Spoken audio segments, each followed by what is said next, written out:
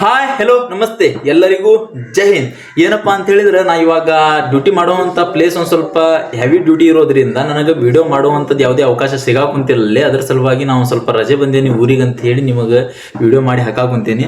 ಏನಪ್ಪಾ ಅಂತ ಹೇಳಿದ್ರೆ ಇವಾಗ SSC GD ಯಲ್ಲಿ ಬರುವಂಥ ಹುಡುಗರಿಗೆ ಮತ್ತು ಇಂಡಿಯನ್ ಆರ್ಮಿದಲ್ಲಿ ಬರುವಂಥ ಹುಡುಗರಿಗೆ ಯಾವ ರೀತಿ ಪೆನ್ಷನ್ ಅಥವಾ ಬರುವಂಥ ರಿಟೈರ್ಮೆಂಟ್ ತಗೊಂಡು ಬರುವಂಥದ್ದು ಯಾವ ರೀತಿ ಇರುತ್ತೆ, ಎಷ್ಟು ವರ್ಷಕ್ಕೆ ಅವ್ರಿಗೆ ರಿಟೈರ್ಮೆಂಟ್ ಕೊಡ್ತಾರೆ, ಮನೆಗೆ ವಾಪಸ್ ಬರೋಕ್ಕೆ ಎಷ್ಟು ವರ್ಷಕ್ಕೆ ಬರತ್ ಕೊಡ್ಬೇಕಾ ಅಥವಾ ಯಾವುದೇ ಸೈನ್ ಮಾಡಲೇಬೇಕಾ ಅಂತ ಹೇಳಿ ರೂಲ್ಸ್ ಇದೆಯಾ ಅಂತ ಹೇಳಿ ಮಾತಾಡೋಣ. ಈ ವಿಡಿಯೋದೊಳಗೆ ಕಂಪ್ಲೀಟ್ ಆಗಿ ಮಾತಾಡೋಣ, ಡಿಸ್ಕಸ್ ಮಾಡೋಣ. ಓಕೆನಾ?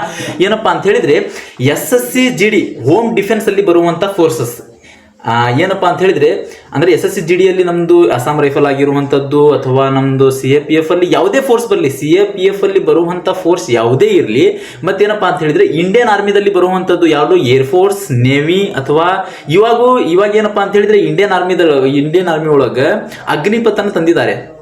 ಓಕೆನಾ? ಅಗ್ನಿಪಥ್ ಸ್ಕೀಮ್ ಏನದ ಅದನ್ನ ಬಿಟ್ಟು ಇವಾಗ ಇಂಡಿಯನ್ ಆರ್ಮಿದಲ್ಲಿ ಹೋಗುವಂಥವ್ರು ಏನಪ್ಪಾ ಅಂತ ಹೇಳಿದ್ರೆ ಎಷ್ಟು ವರ್ಷಕ್ಕೆ ಸರ್ವಿಸ್ ಮಾಡಿ ಎಷ್ಟು ವರ್ಷಕ್ಕೆ ಪೆನ್ಷನ್ ಕಳಿಸ್ತಾರೆ ಅದ್ರ ಬಗ್ಗೆ ಮಾತಾಡೋಣ. ಓಕೆನಾ?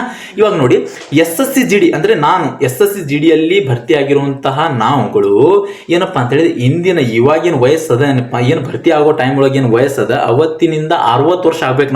ನಮಗೆ 60 ವರ್ಷ ಯಾವಾಗ ಆಗುತ್ತೋ ಅವಾಗ ಏನಪ್ಪಾ ಅಂತ ಹೇಳಿದ್ರೆ ನಮ್ಮ ಸರ್ವಿಸಿನ 60 ವರ್ಷಕ್ಕೆ ನಮಗೆ ಏನಪ್ಪಾ ಅಂತ ಹೇಳಿದ್ರೆ ರಿಟೈರ್ಮೆಂಟ್ ಸೂಪರ್ ಪೆನ್ಷನರ್ ಅಂತ ಹೇಳಿ ಕಳಿಸ್ತಾರೆ. ಸೂಪರ್ ಪೆನ್ಷನರ್ ಏನಪ್ಪಾ ಅಂತ ಹೇಳಿದ್ರೆ ಅದಕ್ಕೆ ನಮಗೆ ಇಂಡಿಯನ್ ಆರ್ಮಿಯಿಂದ ಹೊರಗೆ ಯಾಕೆ ಐತಪ್ಪ ಅಂತ ಹೇಳಿದ್ರೆ ಫೋರ್ಸ್ ನಮ್ದು SSC GD ಫೋರ್ಸ್ ಏನಪ್ಪಾ ಅಂತ ಹೇಳಿದ್ರೆ ಅದು ಇಂಡಿಯನ್ ಆರ್ಮಿದಲ್ಲಿ 16 ರಿಂದ 17 ವರ್ಷ ಆದ ನಂತರ ಅವ್ರಿಗೆ ಏನಾದ್ರು ಹವಾಲ್ದಾರ್ ಅಂದ್ರೆ ಅವ್ರಿಗೆ ಪ್ರಮೋಷನ್ ಏನಾದ್ರು ಆಯ್ತಪ್ಪ ಅಂತ ಹೇಳಿದ್ರೆ ಅವರು ಏನಪ್ಪಾ ಅಂತ ಹೇಳಿದ್ರೆ ಸರ್ವಿಸ್ ಅನ್ನ ಕಂಟಿನ್ಯೂ ಮಾಡ್ತಾರೆ.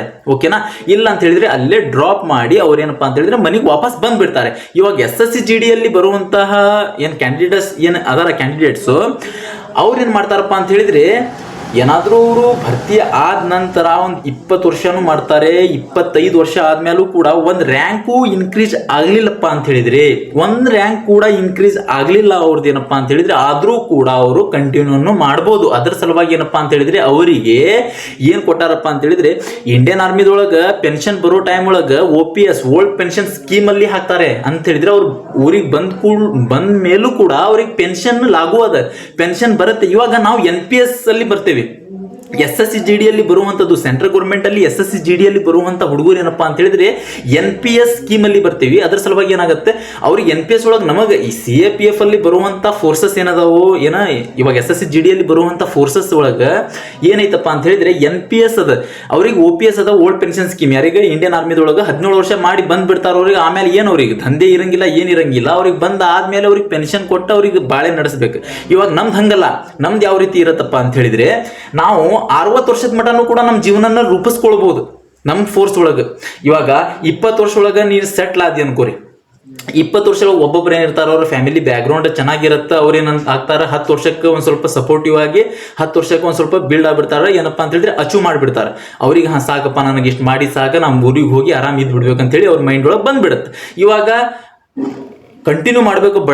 ಬಡ ಕುಟುಂಬದಿಂದ ಹೋಗಿರುವಂತ ಹುಡುಗ ಏನ್ ಮಾಡ್ತಾನಪ್ಪ ಅಂತ ಹೇಳಿದ್ರೆ ಅವನೇ ಮನಿ ಕಟ್ಟಿಸ್ಕೋಬೇಕು, ಅವನೇ ಎಲ್ಲಾ ಮಾಡ್ಕೋಬೇಕು, ಎಲ್ಲಾ ಮಾಡಿ ಮದ್ವಿ ಮಾಡ್ಕೊಂಡು ಎಲ್ಲಾ ಮಾಡ್ಕೊಂಡು ಬಂದಾದ್ಮೇಲೆ ತೊಂದರೆ ಸ್ಟಾರ್ಟ್ ಆಗ್ಬಿಡತ್ತೆ.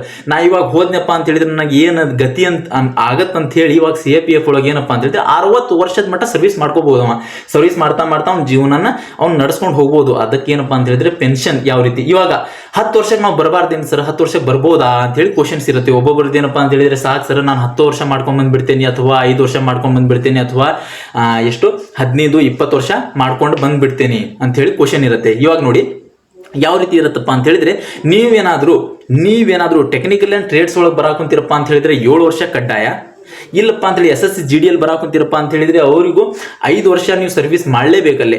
ಸರ್ವಿಸ್ ಮಾಡ್ಲಿಲ್ಲಪ್ಪ ಅಂತ ಹೇಳಿದ್ರೆ ನೀವು 5 ವರ್ಷ ಸರ್ವಿಸ್ ಮಾಡಲೇ ಇಲ್ಲಪ್ಪ ಅಂತ ಹೇಳಿದ್ರೆ ನಿಮಗೇನ್ ಮಾಡ್ತಾರಪ್ಪ ಅಂತ ಹೇಳಿದ್ರೆ ಅವರು ನಿಮಗೆ ಫೈನ್ ಅನ್ನು ಕಟ್ ಅಂತ ಹೇಳ್ತಾರೆ. ಅವ್ರು ಫೈನ್ ಅಂತ ಹೇಳಿದ್ರೆ ಜಾಸ್ತಿ ಅಂತ ಹೇಳಿದ್ರೆ ನಿಮಗೆ 2 lakhs ಮಟ್ಟ ಫೈನ್ ಬೀಳುತ್ತೆ. ಅದು ಫೈನ್ ನಿಮ್ದು ಏನು ನಿಮ್ಮ ಸ್ಯಾಲ್ರಿ ಏನಾಗಿರುತ್ತೆ ಆ ಸ್ಯಾಲ್ರಿನ ಕಟ್ ಮಾಡಿ ನಿಮಗೆ ಫೈನ್ ಅನ್ನು ಹಾಕಿ ನಿಮಗೆ ಮನೆಗೆ ವಾಪಸ್ ಕಳಿಸ್ತಾರೆ. ಓಕೆನಾ? ಅದಕ್ಕೆ ಏನಂತಾರಪ್ಪ ಅಂತ ಹೇಳಿದ್ರೆ ಅದಕ್ಕೆ ಪೆನ್ಷನ್ ಅಂತ ಹೇಳಂಗಿಲ್ಲ. ಯಾವುದೇ NPS ಪೆನ್ಷನ್ ಅಲ್ಲಿ ಬರೋದಿಲ್ಲ. ಆ ಹುಡುಗಗೆ ಏನ್ ಲಾಭ ಆಗತ್ತಪ್ಪ ಅಂತ ಹೇಳಿದ್ರೆ ಡಿಸ್ಚಾರ್ಜ್ ಮಾಡ್ತಾನೆ. ಅಲ್ಲಿ ಏನ್ ಕಮಾಂಡರ್ ಆಫೀಸರ್ ಏನ್ ಇರ್ತಾನೆ ಅವನೇನಪ್ಪ ಅಂತ ಹೇಳಿದ್ರೆ ಅವ್ನ ಹೆಡ್ ಕ್ವಾರ್ಟರ್ ಅಥವಾ ಅವನಲ್ಲಿ ಬರುವಂತ ಕಮಾಂಡ್ ಇಂದ ನಿಮಗೇನಪ್ಪ ಅಂದ್ರೆ ಡಿಸ್ಚಾರ್ಜ್ ಮಾಡ್ಬಿಡ್ತಾನೆ ಅಂತ ಹೇಳಿದ್ರೆ ಫೈನನ್ನು ಕಟ್ಟಿಸ್ಕೊಂಡು ನಿಮಗೆ ಮನೆಗೆ ಕಳಿಸ್ಬಿಡ್ತಾನೆ ಅವನು. ಡಿಸ್ಚಾರ್ಜಲ್ಲಿ ಯಾವುದೇ ನಿಮಗೆ ಸೌಲಭ್ಯಗಳು ಇರೋದಿಲ್ಲ, ಯಾವುದೇ ಸೌಲಭ್ಯಗಳು ನಿಮಗೆ ಸಿಗೋದಿಲ್ಲ. CAPF ಒಳಗೆ ಯಾವುದೇ ಸೌಲಭ್ಯ ಸಿಗೋದಿಲ್ಲ. ಓಕೆನಾ. 10 ವರ್ಷ ಆದ ನಂತರ ಬಿಟ್ರೆ ಅದು ಕೂಡ ನಿಮಗೆ ಏನಪ್ಪಾ ಅಂತ ಹೇಳಿದ್ರೆ ಡಿಸ್ಚಾರ್ಜ್ ಆಗತ್ತೆ ಹೊರತು ನಿಮಗೆ ಯಾವುದೇ ರೀತಿ ಪೆನ್ಷನ್ ಲಾಗೂ ಇಲ್ಲ. ಪೆನ್ಷನ್ ಲಾಗೂ ಇದ್ರೂ ಕೂಡ UPS ಅಂತ ನ್ಯೂಸ್ ಪೆನ್ಷನ್ ಸ್ಕೀಮ್ ಬಂತ, ಅದರೊಳಗೆ ನಿಮಗೆ 5 ರಿಂದ 6 ಸಾವಿರ ಅಥವಾ UPS ಏನಾದರೂ ಮಾಡ್ಕೊಂಡು ಕನ್ವರ್ಟ್ ಮಾಡಿದ್ರಪ್ಪ ಅಂತ ಹೇಳಿದ್ರೆ ಮಂತ್ಲಿ 10,000 ಬರುತ್ತೆ. ಓಕೆನಾ. 10 ವರ್ಷ ಸರ್ವಿಸ್ ಆದ ನಂತರ ಬಂದ್ರೆ ಅದು ಡಿಸ್ಚಾರ್ಜ್ ಬಂದ್ರೆ ಏನಾಗುತ್ತೆ ಅಂತ ಹೇಳಿದ್ರೆ ಮಂತ್ಲಿ ಒಂದು 10,000 ರೂಪೀಸ್ ನಿಮಗೆ ನಿಮ್ಮ ಅಕೌಂಟಿಗೆ ಬರುತ್ತೆ. ಓಕೆನಾ. 10 ವರ್ಷ ಕಂಪ್ಲೀಟ್ಲಿ ಮಾಡಲೇಬೇಕು ನೀವು. ಓಕೆನಾ. ಇಲ್ಲ ಅದಕ್ಕಿಂತ ಮುಂಚೆ ಬರ್ತೀರಪ್ಪ ಅಂತ ಹೇಳಿದ್ರೆ ನಿಮಗೆ ಏನಂತ ಹೇಳಿದ್ರೆ ಫೈನ್ ಅನ್ನ ಕಟ್ಟಬೇಕಾಗತ್ತೆ ಫ್ರೆಂಡ್ಸ್. ಓಕೆನಾ. ಇದು ನಿಮಗೆ ನೆನಪಿರ್ಲಿ. ಅದು ಇಂಡಿಯನ್ ಆರ್ಮಿದಲ್ಲಿ ಆ ರೀತಿ ಇಲ್ಲ.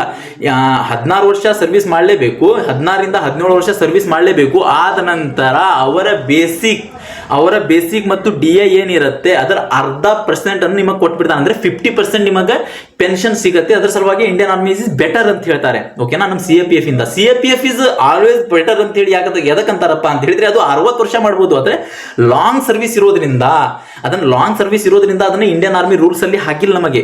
ಓಕೆನಾ. ಅಷ್ಟೇ ಏನೋ ನಮಗೆ ಅಸ್ಸಾಂ ರೈಫಲ್ ಕೂಡ ಲಾಂಗ್ ಸರ್ವಿಸ್ ಆಗಿರೋದ್ರಿಂದ facilities commander officer Assam rifle ಬಿಟ್ಟು ಕಮಾಂಡರ್ ಆಫೀಸರ್ ಒಳಗೆ ಏನಪ್ಪಾ ಅಂತ ಹೇಳಿದ್ರೆ ಅಂದ್ರೆ ಅಸ್ಸಾಂ ರೈಫಲ್ ಒಳಗೆ ಕಮಾಂಡರ್ ಆಫೀಸ್ ಏನಪ್ಪಾ ಅಂತ ಹೇಳಿದ್ರೆ ಇಂಡಿಯನ್ ಆರ್ಮಿದವರು ಆಫೀಸರ್ಸ್ ಬರ್ತಾರೆ. ಅದರ ಸಲುವಾಗಿ ಅಲ್ಲಿ ಸೌಲಭ್ಯಗಳು ಅಥವಾ ಅವರ ಡ್ಯೂಟಿ ಏನು ಇರುತ್ತೆ ಅಸ್ಸಾಂ ರೈಫಲ್ದು ಇಂಡಿಯನ್ ಆರ್ಮಿ ಡ್ಯೂಟಿ ಇರುತ್ತೆ. ಓಕೆನಾ. ಅದರ ಸಲುವಾಗಿ ಅದರದ್ದು ಒಂದು ಸ್ವಲ್ಪ ಫೆಸಿಲಿಟೀಸ್, ಕ್ಯಾಂಟೀನ್ ಫೆಸಿಲಿಟಿ ಆಗಿರುವಂಥದ್ದು, ಮೆಡಿಕಲ್ ಫೆಸಿಲಿಟೀಸ್ ಆಗಿರುವಂಥದ್ದು ಇಂಡಿಯನ್ ಆರ್ಮಿದು ಸೌಲಭ್ಯಗಳು ಅಸ್ಸಾಂ ರೈಫಲ್ ಬಿಟ್ಟು ಯಾವುದೇ ಫೋರ್ಸಿಗೆ ಸಿಗೋದಿಲ್ಲ.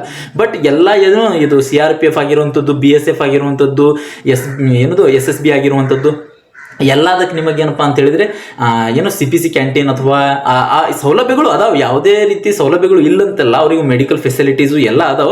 ಬಟ್ ಇಂಡಿಯನ್ ಆರ್ಮಿ ಕ್ಯಾಂಟೀನು ಅಥವಾ ಇಂಡಿಯನ್ ಆರ್ಮಿದಲ್ಲಿ ಬರುವಂಥದ್ದು ಏನೋ ನಮ್ಮದು ಏರ್ಫೋರ್ಸ್ ಅಲ್ಲಿ, ನೇವಿಯಲ್ಲಿ ಅಥವಾ ಇಂಡಿಯನ್ ಫೋರ್ಸ್ ಅಲ್ಲಿ ಬರುವಂತಹ ಯಾವುದೇ ಏನೋ ಅವರಿಗೆ ಬರುವಂತಹ ಎಲ್ಲ ಸೌಲಭ್ಯಗಳು ಸಿಗೋದಿಲ್ಲ. ಓಕೆನಾ. ಅಷ್ಟೇ ಡಿಫ್ರೆನ್ಸ್ ಇರುತ್ತೆ. ಬಟ್ ಸ್ಯಾಲರಿ ಏನದ, ನಮ್ಮ ಸ್ಯಾಲರಿ ಏನಪ್ಪಾ ಅಂತ ಹೇಳಿದ್ರೆ ಹೋಮ್ ಡಿಫೆನ್ಸ್ ಮಾಡೋದ್ರಿಂದ, ಹೋಮ್ ಡಿಫೆನ್ಸ್ ಅಂದ್ರೆ ನಮಗೆ ಡಿಫೆನ್ಸ್ ಮಿನಿಸ್ಟ್ರಿಂದ ಹೋಮ್ ಡಿಫೆನ್ಸ್ ಮಿನಿಸ್ಟ್ರಿಂದ ನಮಗೆ ಸ್ಯಾಲರಿ ಆಗುತ್ತೆ. ಅದರ ಸಲುವಾಗಿ ಏನಪ್ಪಾ ಅಂತ ಹೇಳಿದ್ರೆ ನಮಗೆ ಸ್ಯಾಲರಿ ಮತ್ತೆ ನಮಗೂ ಏನು ಸಿಗುವಂಥ ಪೆನ್ಷನು ಎಲ್ಲ ಏನಪ್ಪಾ ಅಂದ್ರೆ ಇಂಡಿಯನ್ ಆರ್ಮಿಗೆ ನಮಗೆ ಕಂಪೇರ್ ಮಾಡಿದ್ರೆ ಬಹಳ ಕಡಿಮೆ. ಓಕೆನಾ.